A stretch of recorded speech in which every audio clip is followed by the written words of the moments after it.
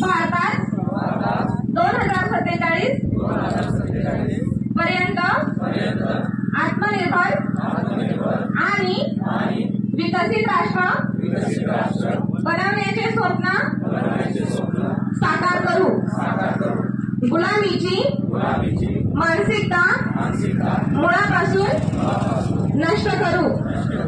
देशाच्या समृद्ध वारशाचा गौरव करू।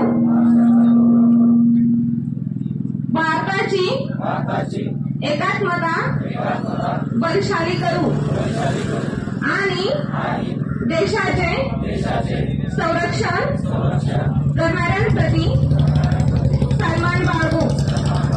देशाचे नागरिक म्हणून सर्व कर्तव्यांचे पालन करू।